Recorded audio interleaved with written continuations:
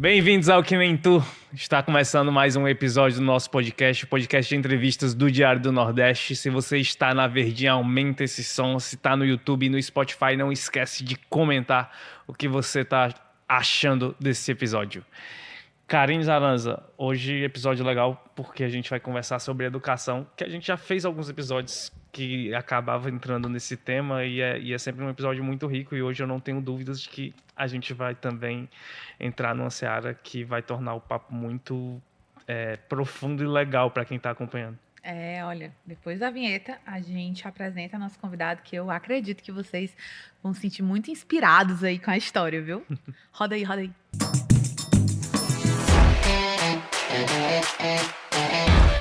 Alan Barros. Essa convidada de hoje é cearense, de Quixadá. Olha, trouxe uma experiência ainda desde criança, porque sabia dessa menina, viu? Criança percebeu que a educação era transformadora. E aí começou a trabalhar já em si mesmo e também projetando o que viria aí para as outras pessoas. Foi a primeira pessoa da sua família a entrar na universidade. Se formou em letras e resolveu empreender na educação, transformando vidas aí de muitas pessoas, tanto aqui no Brasil quanto fora. Estamos falando de Manu Oliveira. Olá! Estamos muito felizes, seja bem-vinda ao Que Nem Tu. Acho que a gente vai aprender muito aí com a tua história e com as tuas ideias. Eu que estou honrada de estar aqui com vocês para a gente bater um papo super educacional. Muito bom. Manu, quando a gente foi olhar a tua história assim e se aprofundar um pouco mais, é legal ver que o despertar, assim, para a questão dos projetos sociais, ele parece nascer na tua vida muito cedo, né? O que te leva a esse caminho ainda lá na infância, quando tu pensa assim que era o que mais tu tinha afinidade? Eu acho que é a resiliência do nosso povo sertanejo. Eu sou da região do Sertão Central, daqui do Ceará, com muito orgulho. Nasci em Quixadá, região de semiárido, né, dos nossos monólitos conhecidíssimos, né, que fazem de Quixadá super famosa. Mas também uma zona de caatinga, de seca, né? A gente sofre com as intempéries do semiárido, principalmente nessa zona do Sertão Central. E eu acho que nascer ali nos torna muito resilientes, mas, sobretudo, empreendedores. A gente está olhando os nossos desafios ao redor, mas, ao mesmo tempo, eu, desde criança, estava tentando buscar uma solução para aqueles desafios ali. O que eu posso fazer com os recursos que eu tenho para tentar contribuir, para ser ponte, né? Para ter uma atividade, para ser esse elo para a minha comunidade. Então, eu comecei com a minha vizinhança mesmo, fazia campanhas de arrecadação de brinquedos, me vinculava à igreja, aos movimentos sociais, fazia campanha de doação de roupas. Aí eu fui evoluindo para as cestas básicas. Então, quando adolescente, eu já atendia 500 famílias com doações mensais de cestas básicas, né? Que era tudo adquirido ali, no entorno, na minha vizinhança, nos supermercados locais.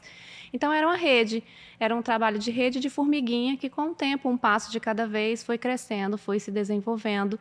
E aí eu fui me desenvolvendo também, me reconhecendo como ativista social. E como a tua família entra nesse momento, assim? Era comum esse tipo de ação dentro da tua família? Onde é que você enxerga essa possibilidade de atuação, né? Olha, minha família achava que eu era doida.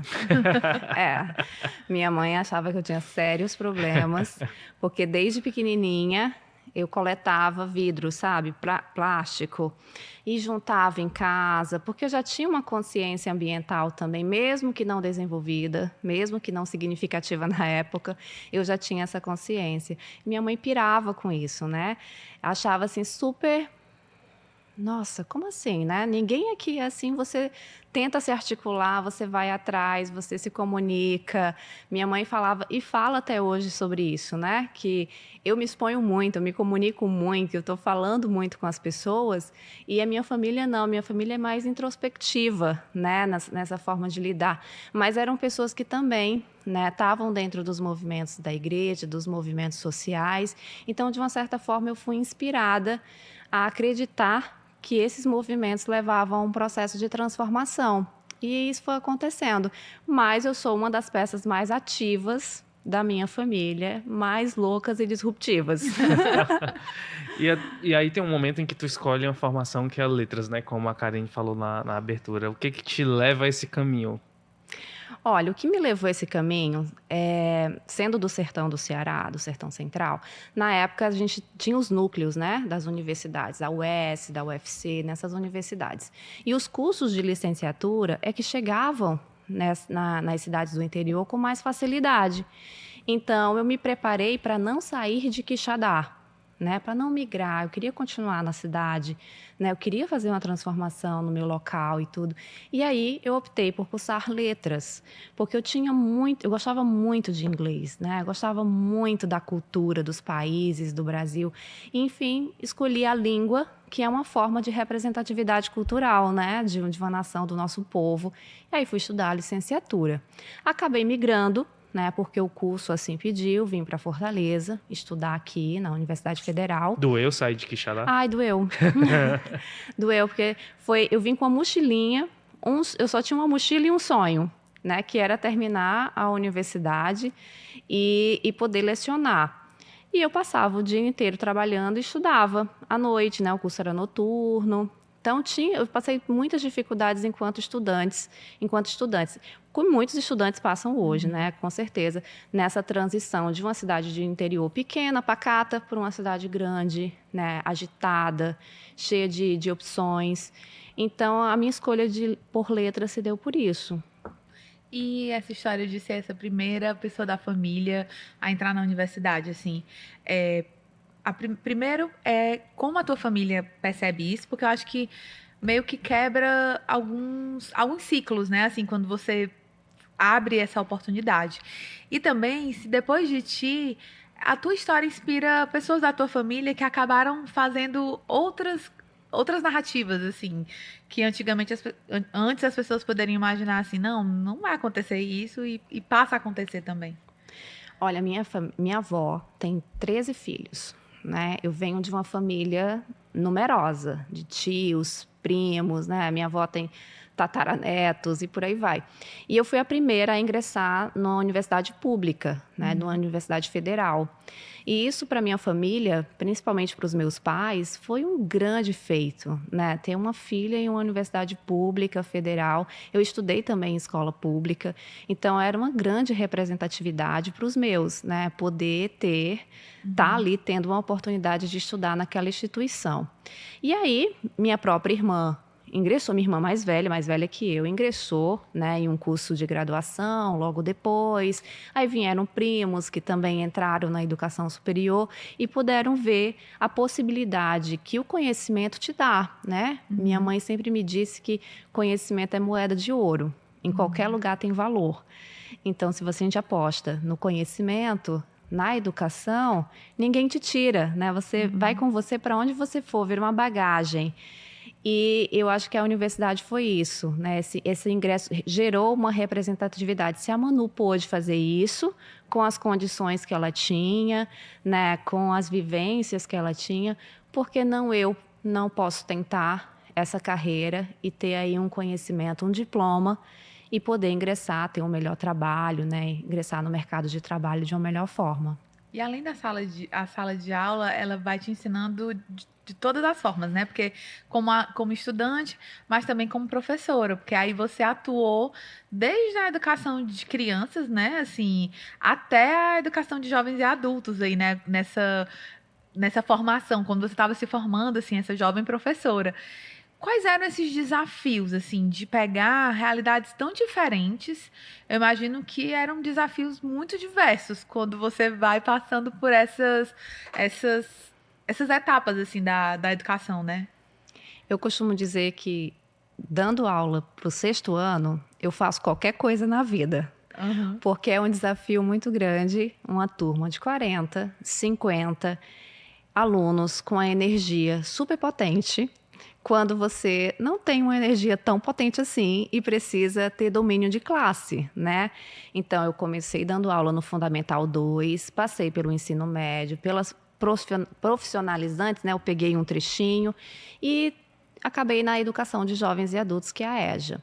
Eu acho que tem um desafio muito grande enquanto você está aluna, né, discente na universidade e quando você passa a lecionar. Porque a universidade em si, ela te prepara para a carreira, né? Mas não para os desafios da carreira, né? Eu lecionei em escolas públicas, tanto de município como de estado, né? E cada uma tinha as suas dores e delícias, né? De estar ali em uma comunidade, muitas vezes periféricas. Eu só dei aula em comunidades periféricas, em favelas, né? Durante a minha docência. E eu pude perceber as dificuldades que os meus alunos tinham, né? De mobilidade urbana, de acesso. Muitas vezes, para muitos, a única refeição que eles tinham no dia era o lanche escolar. E isso inviabilizava muito o processo de aprendizagem, né? O cognitivo dessas crianças, desses adolescentes, né? E eu pude perceber um pouco e me envolver um pouco nisso também.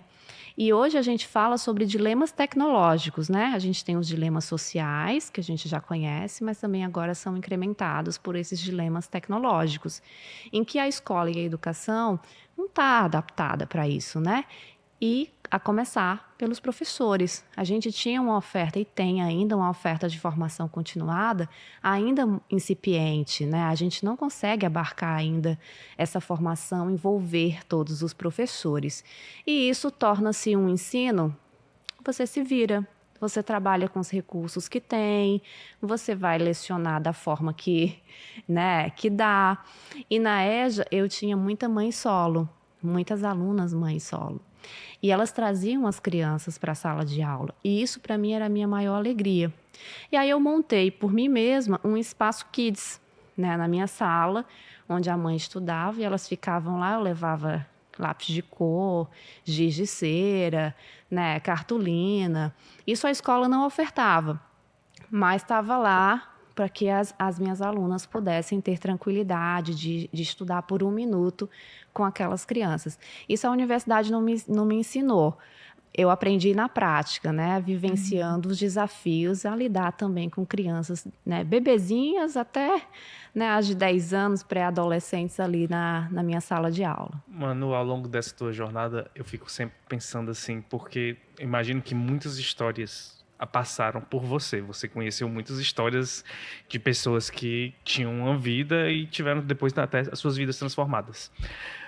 E mais à frente a gente até vai querer saber de quais histórias mais te marcaram nesse trajeto, assim, mas não é nem isso que eu quero te perguntar agora. É porque assim, eu sempre fiquei pensando, como é que tu lidou com a ansiedade? Porque eu imagino, se eu estivesse no seu lugar, eu imagino que eu estaria sempre muito angustiado e ansioso para alcançar cada vez mais gente e conseguir transformar a vida de mais pessoas.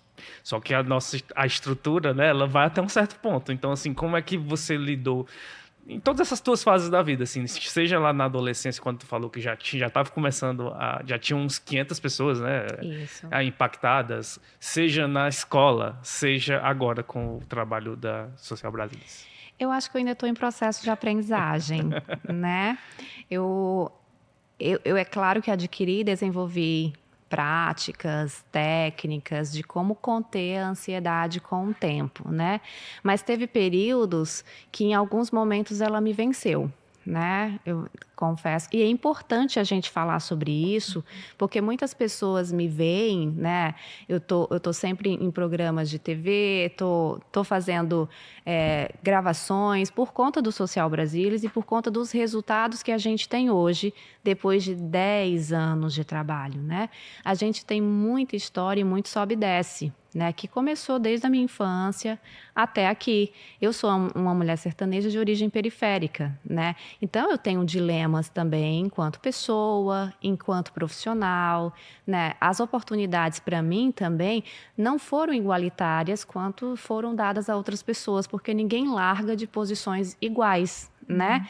Tem sempre alguém mais na frente, com mais suporte, mais rede de apoio do que outras. E outras estão tentando mesmo, com unhas e dentes, um local, se colocar, né? Ter um espaço de fala.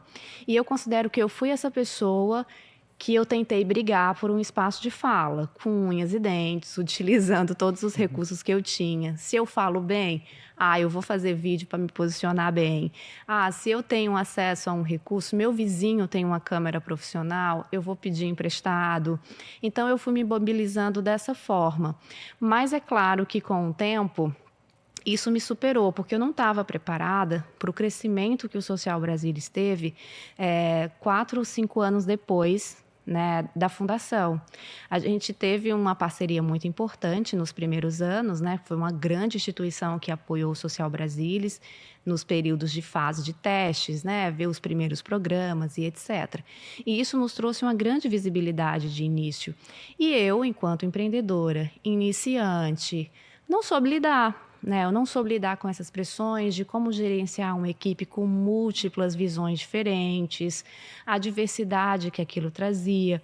Quem eram as pessoas que estavam comigo na minha missão, que acreditavam na proposta do Social Brasilis, e quem eram as pessoas que não estavam necessariamente por esses fins, né, por esses objetivos.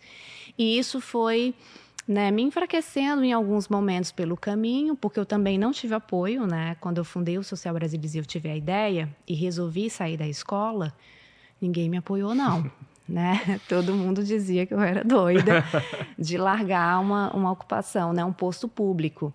Mas daí em diante, mesmo sem apoio, sem essa rede, eu resolvi silenciar algumas vozes e seguir. Afinal de contas, a vida era minha, a trajetória era minha, e eu iria assumir as consequências de ter dado certo ou não. Então, foi assim que eu silenciei. Mas eu acho que a ansiedade é um componente da vida dos empreendedores. A gente tem uma vida muito solitária, né? A gente viaja bastante, tem muitas coisas para fazer, e pode resultar em um burnout, né? De como você está tão esgotado das demandas, né? Querendo responder a tudo, porque as necessidades não param, elas são urgentes o tempo todo, o trabalho acaba te desumanizando, né? Você acaba abrindo mão de folgas, abrindo mão de um descanso. Então, por muito tempo, eu fui ligada no 220, na garrafa de café, e isso também me trouxe desafios de saúde. É bem louco, né? Porque o teu trabalho tá todo sempre pensando em ajudar as pessoas. Mas aí o ajudar a si mesmo, às vezes, a gente colocado. a gente esquece. E inverte a lógica. A lógica é, se não tiver você, não tem trabalho. Se não tiver você, não tem um impacto. Então, a gente precisa se priorizar, né? E eu acho que isso vale para todas as profissões, né? Para toda a sociedade, de se colocar em primeiro lugar, você, sua saúde, seu bem-estar, ter momentos de pausa, de ócio, é muito importante para evitar essa sobrecarga e você adoecer. Uma pessoa adoecida é uma pessoa que não produz, e se você não produz, não tem resultado positivo. Mas eu aprendi isso no corpo. Manu, tu falou aí um pouquinho aí de quando você resolve sair da escola para empreender. O que é que acontece? Existe uma virada de chave? Existe algo que fala assim, não, eu vou sair aqui e vou ser empreendedora. O que é que faz isso acontecer? Acho que porque eu fico até pensando, na universidade, ensina-se isso? Não. Eu acho que a universidade não prepara suficientemente para os desafios mesmo, né? Como a gente falou antes. Mas muito menos para uma vida produtiva empreendendo, né? Isso é bem loucura. O empreendedorismo, ele é bem estereotipado no Brasil, né? Se eu pergunto para minha mãe o que é um empreendedor ou uma empreendedora para você? Ela basicamente vai fixar aquele homem alto, branco, do sudeste do Brasil, né, que tem uma fortuna milionária, que está na frente de uma multinacional e tudo. Eu acho que ela vai fazer esse estereótipo, né, e não o meu, né, que tenho uma empresa e estou à frente de uma empresa há 10 anos. Eu acho que a sociedade em si não prepara, né, para essa alternativa de inclusão produtiva, de empregabilidade também, de geração de renda. E eu acho que a minha virada de chave foi perceber que a gente não tem um tempo certo para fazer as coisas. A gente sempre fica esperando o momento oportuno para tomar uma decisão que mude a nossa vida, né? Um momento que a gente tenha mais dinheiro, um momento quando eu tiver mais saúde, quando eu terminar a graduação, quando eu completar 10 anos de profissão, eu faço uma transição de carreira. Então, a gente está sempre procrastinando essa decisão. Aí eu resolvi não fazer isso. Eu falei, não vai ter tempo certo, eu não vou estar mais rica, mais bonita, mais assim, mais assado. Vai ser agora. Se não der certo agora, eu posso voltar para a minha profissão, que é essa minha profissão, eu sou formada para isso. Mas, nesse momento, eu vou decidir apostar nessa ideia, nesse sonho, trabalhar nela por uns 2 anos, para ver se, né, gira a engrenagem, e depois eu vejo que ajustes eu vou dar. Mas eu quero que essa minha sala de aula aqui, que por enquanto eu só tenho 40 alunos, ela triplique. Se esse desafio está sendo vivenciado por essa minha turma aqui, quantas escolas tem no Brasil que estão passando pelos mesmos dilemas e não tem ninguém observando isso? Foi nessa ideia que eu surfei. Eu lembro que eu saí da escola em 23 de dezembro de 2015. Foi o encerramento, né, do meu contrato. Mas nesse momento, a ideia era de, tipo assim, eu vou sair empreender, mas eu vou fazer o quê? Já existia esse esboço do que hoje é a empresa? O que era que tu queria fazer, assim? Não existia. Eu saí, dei um pulo mesmo do 20º andar de um prédio. Enquanto eu caía, eu tive que criar um negócio. Eu mesma não me via enquanto empreendedora, né? Não era a minha concepção criar uma empresa social, né? Eu acho que estava mais por um projeto social, um movimento, Até porque há uma 10 anos nem se falava organização. tanto assim, né? Assim, de uma empresa social. Não existia um debate sobre isso. Era muito, né? Era muito incipiente ainda o campo, o setor. Então, eu não tinha uma ideia formada. Mais uma vez, eu tinha um sonho, uma mochilinha e a vontade de mudar o mundo, né? O que era, de uma certa forma, insano. Mas eu fui equilibrada, né? Eu fui num planejamento que eu montei. Eu falei, eu tenho 2 anos para apostar nisso, vou trabalhar com os recursos que eu tenho, e se em 2 anos essa ideia não sair, né, não dar passos, eu retorno para a sala de aula, que é o meu local, minha profissão. Mas foi assim que o Social Brasilis nasceu, foi Mas os qual primeiros era a anos. ideia, Manu? Nessa época, qual era a ideia que tu tinha? Era formar um movimento social que pudesse congregar ali acesso à comunicação, à informação, para preparar as pessoas para essa inclusão produtiva que a tecnologia estava trazendo. E uma outra dificuldade que eu tive é que, na época, isso 2015, não tinham bases conceituais, ou seja, não tinha pouquíssimos trabalhos científicos que fomentavam a minha tese de que as pessoas não tinham um letramento digital adequado para adentrar o mercado de trabalho. Porque estava todo mundo com celular, o WhatsApp era o auge, redes sociais o auge, estava todo mundo conectado, e a doida da professora dizendo que todo mundo precisava de um letramento digital, porque se eu tirasse o telefone do menino e desse um computador, ele não funcionava. E então não tinham bases conceituais para sustentar a minha ideia. Então eu fui trabalhando, tendo que provar que o letramento digital, desde a escola, né, dos adolescentes para os jovens, não preparava para o pós. Ou seja, quando eu tirava um telefone de um nativo digital, ele não conseguia salvar um arquivo em PDF, por exemplo. Ele não conseguia colocar um anexo no e-mail. E isso afeta hoje a forma como a gente trabalha, porque é tudo tecnológico, né? A automação é digital, é tech. Então, mas a gente não está preparando as pessoas para esse mercado, né? Quem está formando, que são os professores, também não estão sendo preparados. Foi esse problema que eu naveguei, e nos primeiros anos eu tentei provar, coletando coisas e tentando criar esse hub de acesso à informação e conhecimento.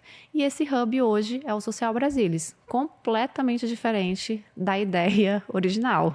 Por quê? O que mais mudou hoje no Hub? Tudo. Explica um pouco para as pessoas entenderem o que é o Social Brasilis. O Social Brasilis é um negócio de impacto social que trabalha inclusão produtiva. Inclusão produtiva é o acesso, a facilidade que uma pessoa de periferia e favela, que está em uma situação de vulnerabilidade socioeconômica, tem para adentrar o mercado formal de trabalho ou abrir um negócio, por falta de conhecimento, por falta de apoio técnico, por falta de aprendizado tecnológico, né? Então, o Social Brasilis, enquanto solução para esse problema, oferta programas educacionais 100% gratuitos para essa base da pirâmide, em que as pessoas podem adquirir habilidades que a gente chama de soft skills e hard skills, né? Habilidade socioemocional e competência técnica, para ter uma vaga no mercado formal de trabalho ou abrir o seu negócio, gerir o seu negócio através do seu telefone celular. E o Social Brasilis trabalha isso hoje. E aí a gente divide a inclusão produtiva em 2 pilares. O primeiro, eu trabalho juventudes e professores que ainda estão na escola, conseguem desenvolver um projeto de vida para entrar no mercado formal de trabalho ou ter acesso à universidade. E no outro pilar, eu trabalho com os empreendedores que já são egressos, a maioria são mulheres, mães solo, que não, pela inflexibilidade do mercado de trabalho, elas não conseguem, não têm rede de apoio para deixar os filhos e precisam trabalhar de casa. E a única ferramenta que possuem, muitas vezes, é o telefone celular, né? É uma cozinha, é uma sala. Então, a gente ajuda nessa virtualização e nessa modelagem desse negócio. E o nosso intuito final com isso é que as pessoas gerem trabalho e renda, que as pessoas se transformem através da geração de trabalho e renda por intermédio de um processo educacional. Manu, assim, eu estava inclusive lembrando que na época da pandemia, né, eu lembro de ter um momento em que as pessoas tinham as pessoas que não tinham letramento digital tinham dificuldade, inclusive, para se cadastrar quando era necessário para receber um auxílio, né? Esse tema me lembrou muito. Como foi a pandemia para o Social Brasilis, assim? Porque a gente entende que era um momento de muita vulnerabilidade para muita gente. E como foi para a Social Brasilis se manter nesse período e continuar ajudando mais pessoas? Eu acho que foi um período de divisão de águas para a gente, né? Eu acho que a pandemia foi um período ruim, muito ruim para todos nós da sociedade, né? Ceifou muitas vidas.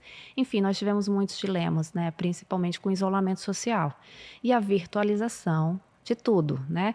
Até nós que temos um acesso maior à formação, à tecnologia, a gente sentiu dificuldade de virtualizar as coisas, né? Sentiu dificuldade de trabalhar de casa, com o barulho, né? Com tudo que estava acontecendo ao nosso redor e ter a concentração ali de trabalhar de casa e cumprir as suas 6, 8 horas de trabalho. Imagina para quem não tem acesso, nunca fez isso, não tem a infraestrutura necessária. Às vezes é um celular para a família inteira. A família tem 4, 5 crianças, né? Todas em idade escolar, muitas aglomeradas em 1 ou 2 cômodos. Às vezes sem acesso à internet, à eletricidade, né? Fica insalubre fazer isso, né? Imagina a realidade de viver isso por quase 2 anos. Mas foi também durante a pandemia que o mundo constatou que nós não tínhamos o letramento digital suficiente e adequado para uma situação de crise, né? Então, durante a pandemia, o Social Brasilis validou a tese de impacto, né, dele, que o letramento digital da população brasileira, inclusive a população graduada, formada, era incipiente para o viés de sociedade 5.0 que a gente tem falado, né? A gente tem falado de uma sociedade com inteligência artificial, né, que tem cortado postos de trabalho operacional, né, pela automação robótica. E a população não consegue dominar o básico, que é você ali sozinho com o seu telefone e o seu computador. Então, o Social Brasilis, né, validou a tese de impacto. Nós conseguimos comprovar na pandemia que o letramento digital dessa população era incipiente para o mercado de trabalho e para a educação. E, a partir disso, a gente foi trabalhando em processos de facilitar o uso dessas plataformas para o nosso público. Então, nós criamos salas que pudessem ter acesso por um único clique no WhatsApp, plataformas virtuais que sejam responsivas, né, funcionais, com linguagem simples, facilitadores virtuais que falam com o nosso público para guiar, né, no processo da aquisição de aprendizagem. Tudo isso foi desenvolvido durante a pandemia, mas também horas e horas de trabalho. Mano, e nesses 10 anos, assim, o que mais te marcou? Assim, se é possível escolher um momento, mas pode falar vários, assim, de momentos em que você percebeu uma pessoa mesmo ter uma vida ali transformada por algum tipo de ação que o Social Brasilis ajudou a fazer. Olha, são muitas histórias que a gente vivenciou no decorrer desses 10 anos, né? Eu acho que eu posso destacar a história da Ana Gélia Ferreira, que é uma mulher preta do Mondubim, nossa periferia aqui de Fortaleza, que ela passou, né, por um processo de abrir um negócio social no Mondubim, e o sonho dela era dar empregabilidade para mulheres, né, do contexto, né? O Mondubim tem muitas facções, muitas confecções, vamos dizer assim, né, que tem muito resíduo têxtil e tudo.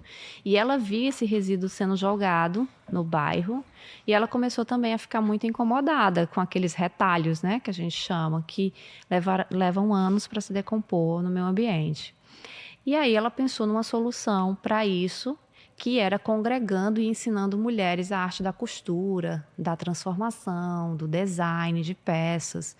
Ela, como uma mulher autodidata, ela foi muito questionada, né? De como fazer isso, né? Você não é design, você não tem formação na área.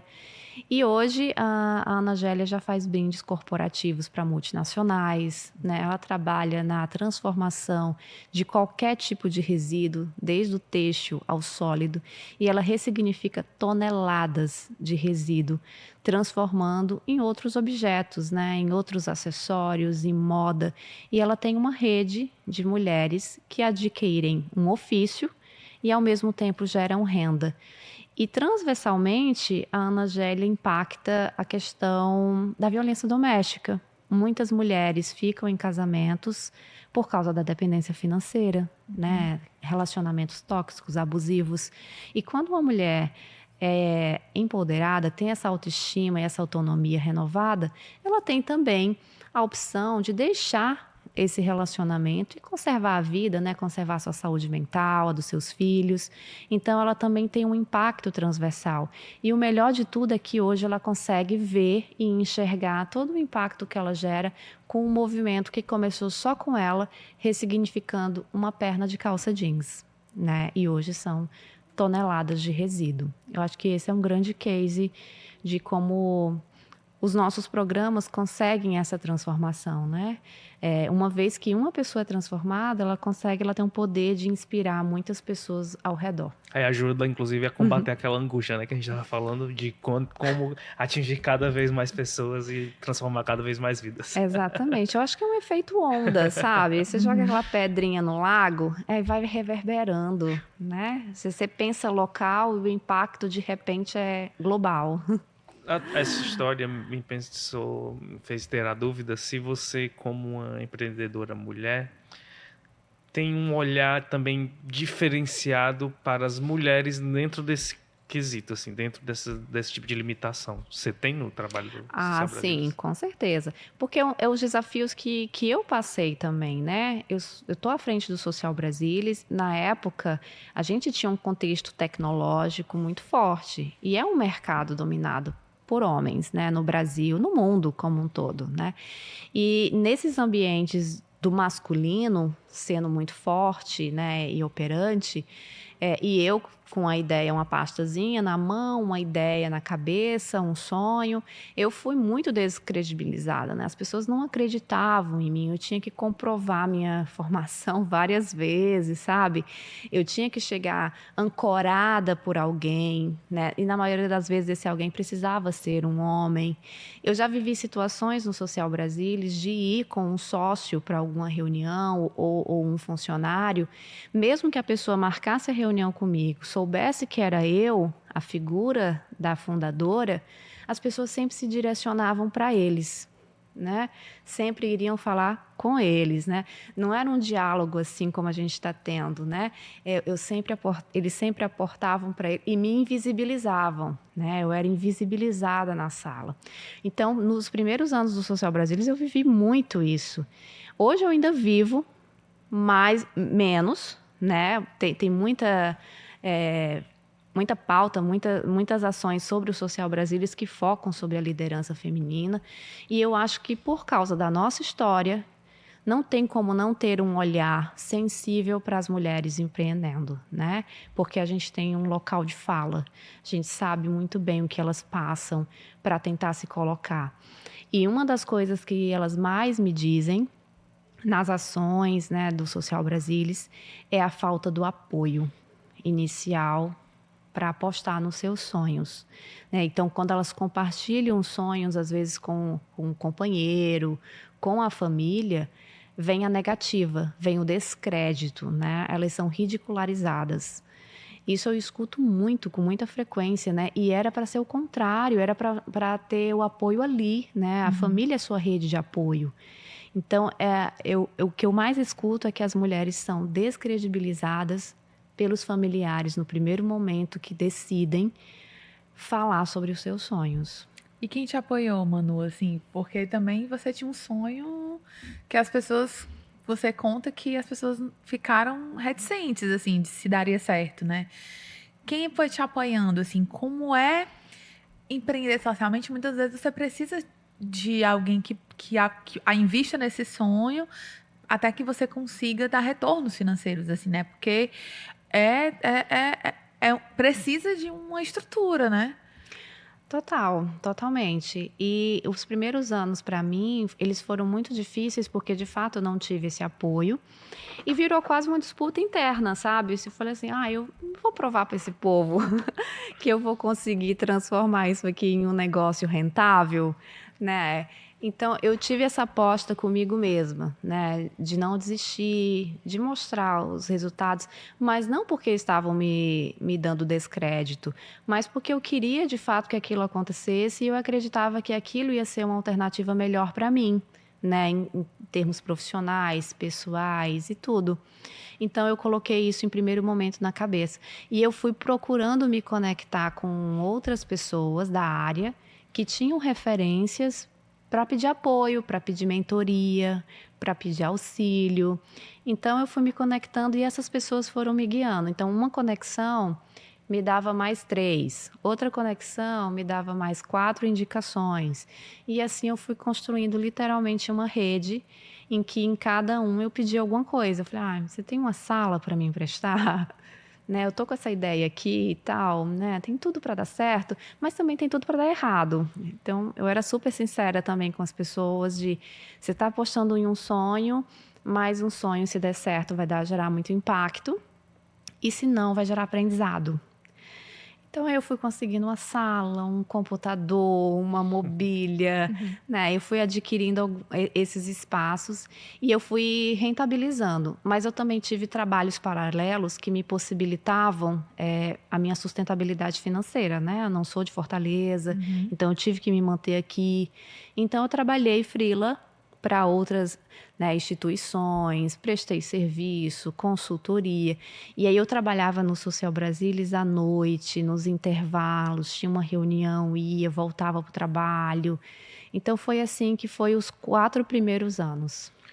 Manu, a gente já conversou com outras empreendedoras sociais aqui no Que Nem Tu, e aí eu tenho uma dúvida para ti, que assim, o que mais é necessário hoje, o maior desafio, para que mais empresas elas consigam se manter num crescimento sustentável? Assim, o que falta de apoio, o que falta de incentivo para garantir que cada vez mais pessoas sejam impactadas?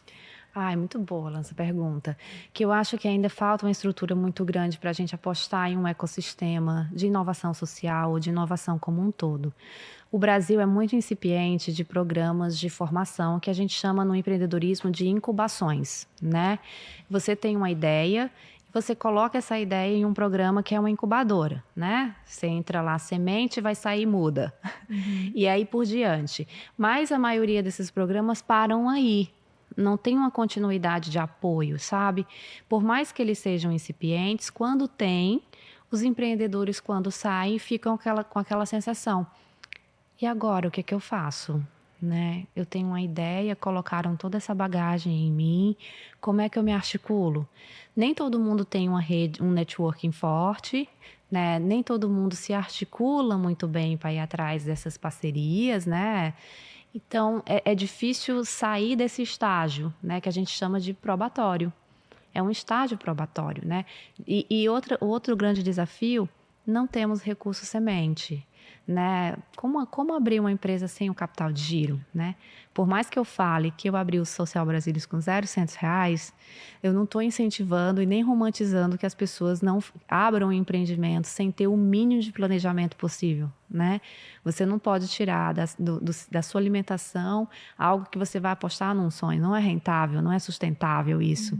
Então, não temos acesso a crédito, ainda é muito pouco, ainda é incipiente. O recurso semente que poderia ser reembolsável, né, um empréstimo ou a fundo perdido, não temos, é muito pouco no Brasil e a gente está falando de um país com dimensões continentais. Então, é muito difícil sair desse vale da morte, né? Os empreendedores vencerem isso. E um outro ponto é a dificuldade de ter disciplina, que a nossa educação básica, desde a primeira infância, também não trabalha isso, né? A gente não tem essa habilidade de ser planejado, de ter um gerenciamento do tempo, das nossas finanças. Muitas vezes a gente sequer consegue gerenciar a economia do lar. Imagine a economia complexa de um negócio, né? Que exige uma educação financeira grande. E esse é um dos desafios da educação, né? O acesso a essas disciplinas. Então, eu acredito que esses sejam os grandes desafios hoje de se empreender no Brasil como um todo, e não só socialmente. Eu acho que socialmente ainda tem um peso 2, né? Porque a gente precisa encontrar um modelo de negócio que te gere sustentabilidade financeira e, ao mesmo tempo, você precisa gerar impacto positivo de forma paralela. Então, é um peso 2. Manu, eu fiquei pensando como vocês conseguiam desenvolver algumas ações. Por exemplo, você deu alguns exemplos aí, a história com as mulheres, né? Assim, como conseguir fazer com que elas montassem seus negócios e conseguissem se sustentar.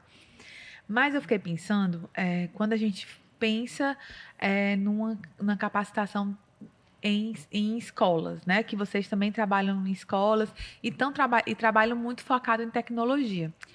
E aí a gente já viu no Diário do Nordeste, a gente já soltou várias matérias de escolas que não têm conexão, que não têm uma estrutura que é adequada para trabalhar a tecnologia. E aí, como é que vocês já chegaram a lugares assim? E aí, qual o desafio de trabalhar com a tecnologia sem essa tecnologia? Vocês fazem algum exercício de tentar falar com o poder público para que isso chegue? Porque eu acho que acaba sendo maior do que o objetivo de vocês. Mas, assim, como é isso? Assim? Olha, já. Muitas vezes, assim, escolas sem laboratórios de informática, como trabalhar a tecnologia sem a internet, a escola não tinha acesso, não tinha como. E nos primeiros anos, a gente trabalhou com atividades que a gente chama de desplugadas, que são as atividades que a gente consegue ensinar a programação usando atividades simples do dia a dia, como fritar um ovo.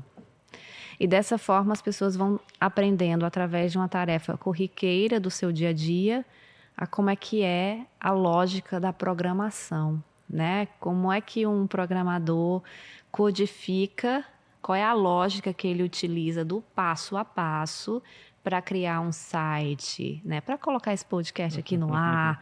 Enfim, a gente trabalhou muito com esses blocos, né? Com recursos pedagógicos, físicos, né? Como Lego, os carrinhos, né? Que a gente consegue mover com a luz solar. Tudo isso a gente trabalhou no Social Brasilis. Hoje a gente monta o laboratório. Hoje a escola não tem. O Social Brasilis pode montar um laboratório de ciência e tecnologia nessa escola. A gente fez recentemente em uma escola em Caucaia, né, o Educandário São Francisco, tem agora um espaço que a gente chama de espaço STEAM, que é de ciência, tecnologia, engenharia, arte e matemática. Com kits, hoje o Social Brasilis tem, a gente monta uns kits didáticos. Lá tem todos os componentes tecnológicos que você pode montar, de um robô a um carrinho, a um sistema, a fazer uma automação simples de uma porta, né, abrir e fechar. Isso trabalha a criatividade e a prática dos alunos em tecnologia. A gente quer desafiá-los a como montar uma estrutura programada, né? Como as máquinas da indústria funcionam, né? Como é que eles podem ser mecânicos e eletricistas ao mesmo tempo, construindo soluções que servem para a nossa vida e geram renda. Então, a gente pega esses kits, leva computadores, treina os professores, deixa robôs, né, de desafios para que eles montem, né, em sala junto com o professor. Tudo isso hoje o Social Brasilis possui. Mas antes, quando a gente não tinha esses recursos, né, e nem essa expertise técnica, a gente trabalhava com situações que a gente chama de desplugadas, em ambientes que não tinha internet, ou que não tinham a infraestrutura para receber os nossos programas. Manu, eu vi uma entrevista sua que você falava que percebia que alguns alunos teus que não eram alfabetizados conseguiam mexer e utilizar algumas redes sociais. E aí você percebeu que isso era uma forma de auxiliá-los no aprendizado, né? Ao mesmo tempo, a gente vem hoje numa discussão muito intensa em relação à tecnologia, à educação, aos celulares nas salas de aula. Como é que tu vê isso? Assim, como é que você consegue equilibrar, fazer um uso adequado dessas tecnologias, ao mesmo tempo em que a gente vê um excesso o tempo inteiro desses usos, né? Eu acho que o celular na sala de aula, eu acho que a sala de aula tem horário para tudo, assim como a nossa vida, né? A nossa vida é compartimentada. A gente tem o horário do trabalho, que a gente está no trabalho, o horário que a gente está em casa, o horário da nossa folga. Isso são coisas inegociáveis. E eu acho que a escola precisa preparar os alunos para essa vida, que é a vida real, que é a vida do futuro que eles vão ter. Na vida do futuro, a gente não está 100% com a cara no telefone, porque a gente tem demanda de casa, demanda do trabalho e etc. Então, eu acho que na sala de aula, durante o conteúdo do professor, é correto eles ficarem sem o telefone, né? Sem estar com conversas paralelas, com foco, talvez no intervalo ter outros tipos de atividades, brincadeiras, lúdicas, a conversa, que é muito importante e saudável entre os grupos da mesma idade. E ter um momento de aprender tecnologia, um momento em que eles estão no laboratório, um momento que eles podem pegar o telefone ou ter acesso ao computador para aprender a programar, para aprender sobre a lógica, o pensamento computacional. Ao mesmo tempo, não é uma distração, é lúdico também e gera um conhecimento que serve para a vida. Então, eu acredito que essa compartimentar é também educacional. A gente está preparando para a vida.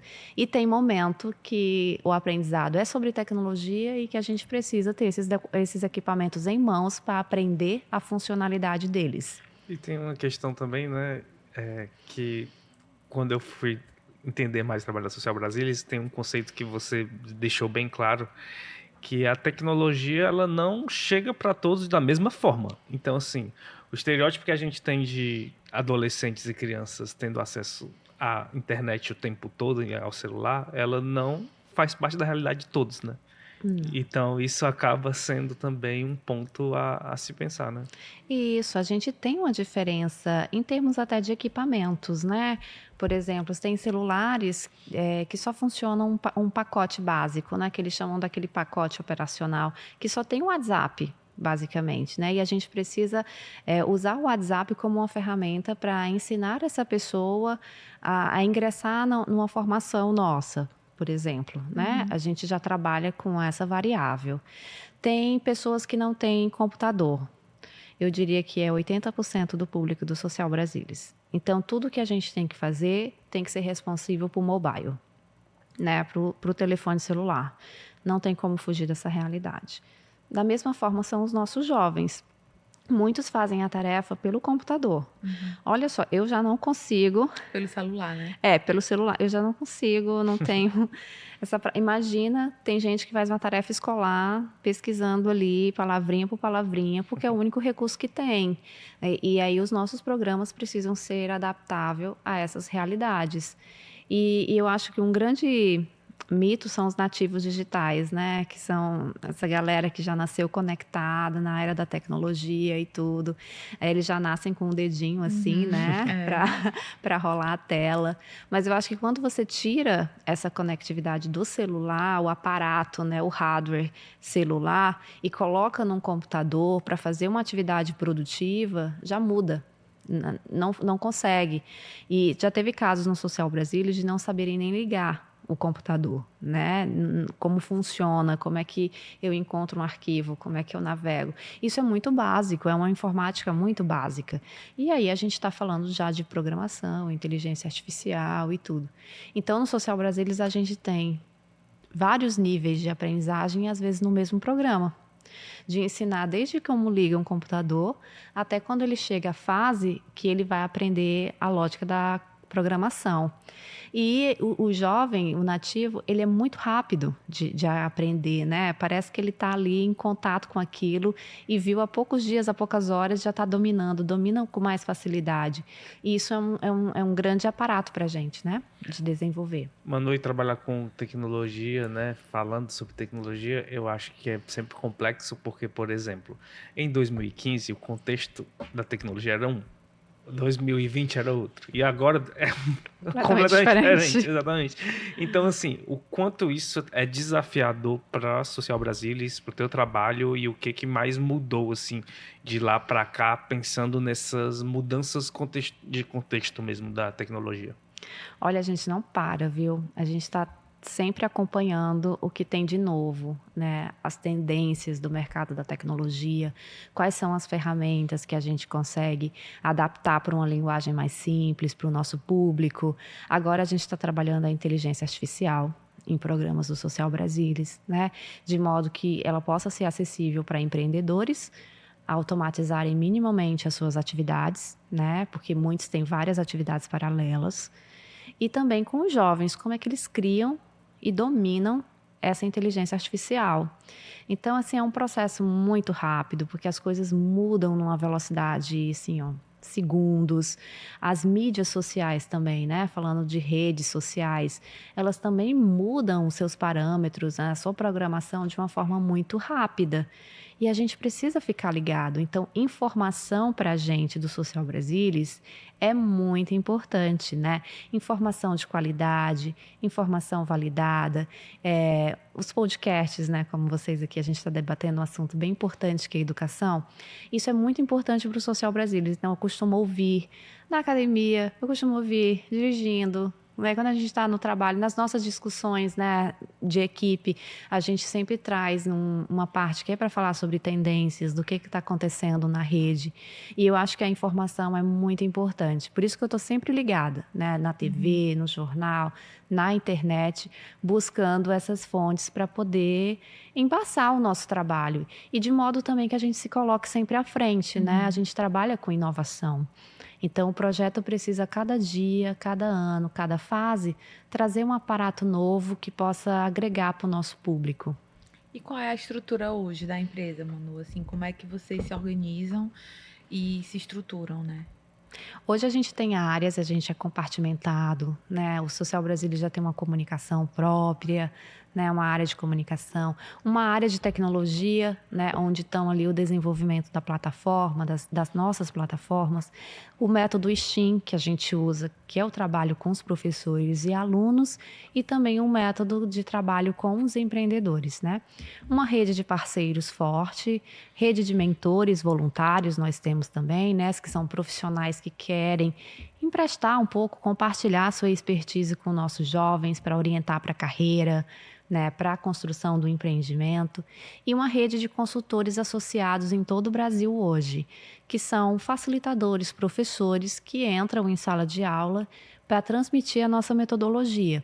E aí eles passam também por um treinamento prévio, né, que é um treinamento de linguagem inclusiva que o Social Brasilis tem, para adentrar, trabalhar com um público que está em situação de vulnerabilidade, e muitas vezes a gente adentra áreas de conflito, né? Precisa ter um cuidado com a figura desse facilitador, mas também com a figura dos nossos jovens, né? Das pessoas que a gente vai apoiar.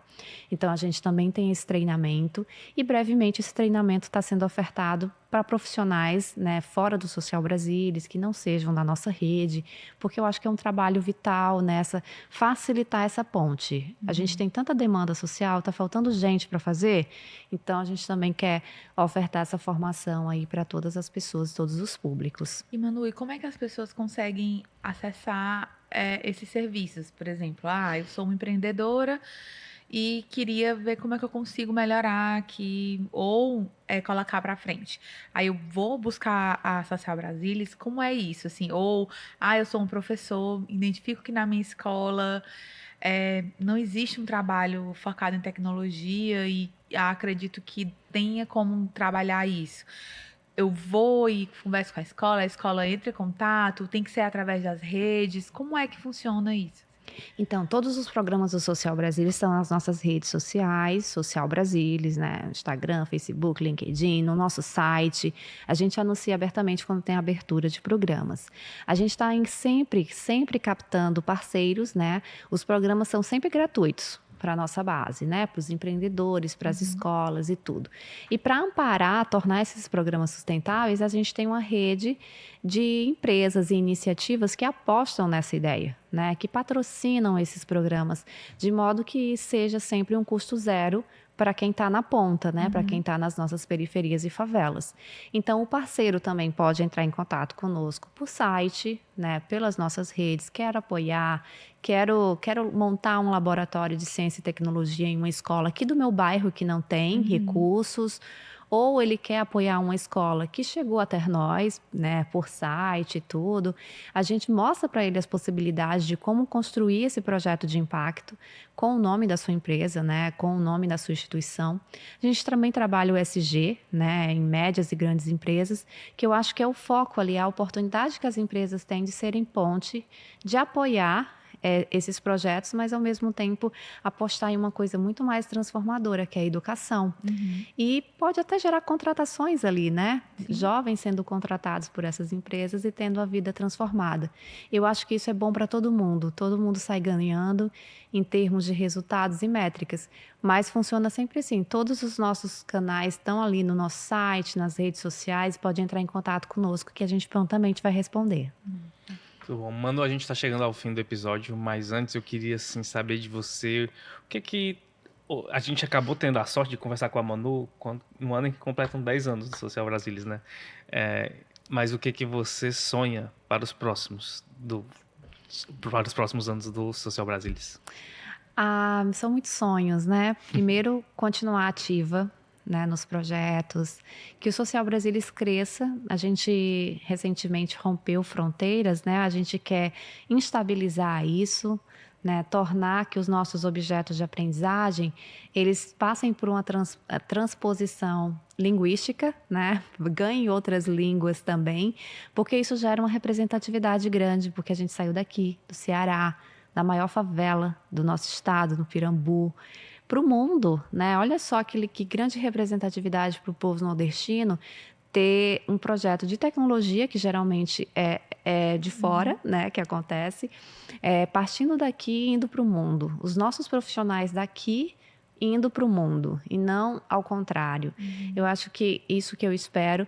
E eu espero também que a gente aumente as nossas estruturas físicas em Fortaleza, para que a gente possa ter uma maior comodidade de equipe, mas também ter um espaço de acolhimento, né, de receber as pessoas para formações mais amplas, que a gente possa agregar também organizações sociais nesse processo formativo, porque elas se tornam multiplicadoras, né, de um trabalho nas periferias, nas favelas, não só daqui de Fortaleza, mas do Brasil todo. Eu acho que é isso que eu espero. Muito bom. Coisa boa. Manu, obrigado, assim, prazerzão te conhecer e conhecer mais do Social Brasilis. A gente agradece muito, acho que a gente sai inspirados aí, e espero que quem esteja ouvindo, assistindo, também se tenha se inspirado. Se tiver alguma dúvida, vai lá nas redes da Social Brasilis. E quando você tiver novidades, pode voltar aqui que a gente conversa novamente.